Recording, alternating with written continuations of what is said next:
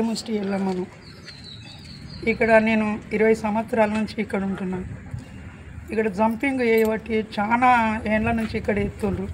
అయినా మేము అధికార దగ్గరికి పోయి అయ్యా ఈ జంపింగ్ దిగింది, వాసనకు తట్టుకోలేకపోతున్నాము. ఇక్కడ నిమ్స్ హాస్పిటల్ నుంచి కూడా అక్కడ సూదులు మందులు అన్నీ తీసుకొచ్చి ఇక్కడ వేసేస్తున్నాము. అలివిలైన ఆశలకు మేము తట్టుకోలేక మా పిల్లలు మేము ఉండలేకపోతున్నాము, ఇళ్ళల్లో కూడా ఉండలేకపోతున్నారు. మీరు ఇక్కడ మాకు ఇవన్నీ తీసేయవలసింది మేము దయచేసి మేము కోరుకుంటున్నాం. నుంచి మేము ఇక్కడ పడేస్తున్నాం.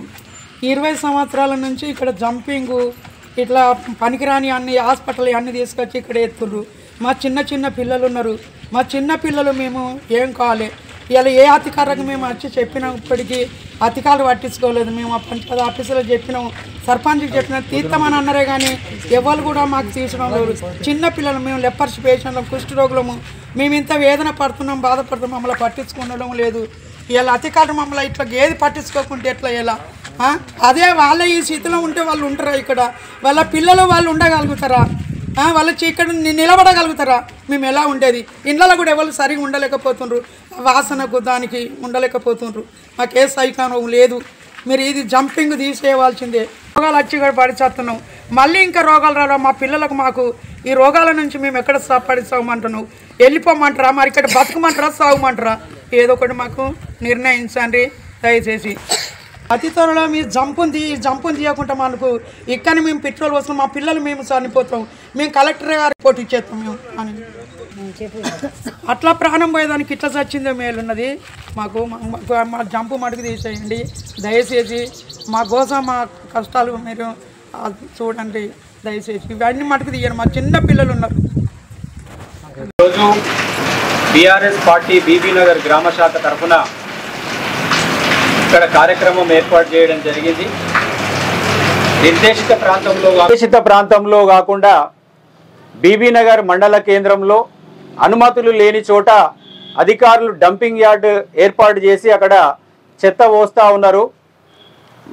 అక్కడ అట్లా చేయడం వల్ల ప్రజల ఆరోగ్యం ఖరాబ్ అవుతుంది, ప్రజలు తీవ్ర మనోవేదన గురవుతున్నారనే ఉద్దేశంతో అక్కడి నుండి డంపింగ్ యార్డ్ను తరలించాలని డిమాండ్ చేస్తూ బీబీ నగర్ ఎంపీడీఓ గారికి ఇప్పుడే వినతి పత్రం ఇవ్వడం జరుగుతూ ఉంది.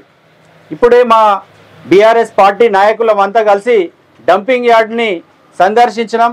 అక్కడ ఉన్నటువంటి కాలనీ వాసులతో మాట్లాడితే వారి గోస చూస్తే నిజంగా గుండె తరుక్కుపోతుంది. అక్కడ చూస్తున్నట్టు భయానకమైనటువంటి పరిస్థితులు నెలకొన్నాయి. మరి గుట్టలు గుట్టలుగా చెత్త పోసి అది 24 గంటలు 360 రోజులు ఆ చెత్తని కాలబెడుతూనే ఉన్నారు. దానివల్ల వచ్చేటువంటి విషవాయువులతోటి, దానివల్ల వచ్చేటువంటి పొగతోటి ఉక్కిరి బిక్కిరై అక్కడ ఉన్నటువంటి కాలనీ వాసులు మేము ఉండన్నా వెళ్ళిపోవన్నా అనే మాట్లాడుతుంటే మాకు నిజంగా చాలా బాధ అనిపించింది.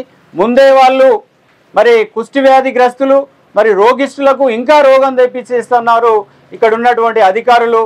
నేను నిజంగా ఇలా అధికారులను అడుగుతున్నా, మనకు మానవత్వం ఉందా లేదా అని ప్రశ్నిస్తూ ఉన్నా.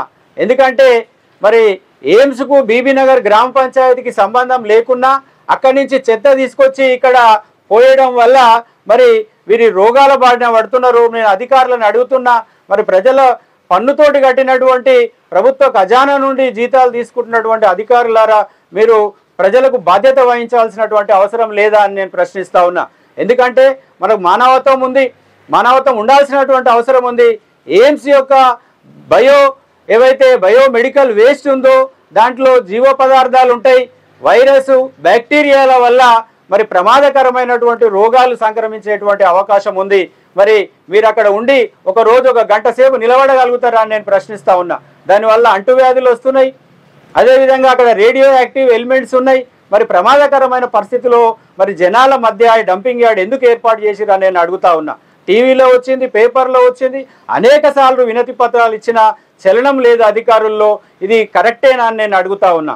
ఎందుకంటే ఇవాళ మనం చూస్తూ ఉంటే మరి ఈ డంపింగ్ యార్డు ఏర్పాటు చేయడం వల్ల ఇప్పుడు ఎయిమ్స్కు ప్రత్యేక ప్రతిపత్తి ఉంటుంది, దానికి ఒక వ్యవస్థ ఉంటుంది, వాళ్ళ వ్యవస్థ వాళ్ళు చూసుకుంటారు. మరి ఇక్కడ గ్రామ పంచాయతీ వర్కర్లు ఎవరైతే ఉన్నారో, కాలనీ వాసులు ఎవరైతే ఉన్నారో, జనాల వాసులు అక్కడ ఏవైతే స్లమ్ ఏరియా టైప్ ఉన్నది కాబట్టి వాళ్ళు మనుషులు గారా, మరి నిమ్న జాతికి సంబంధించినటువంటి వాళ్ళు ఆరోగ్యం కాదా, వాళ్ళు మనుషులు కాదా నేను అడుగుతున్నా.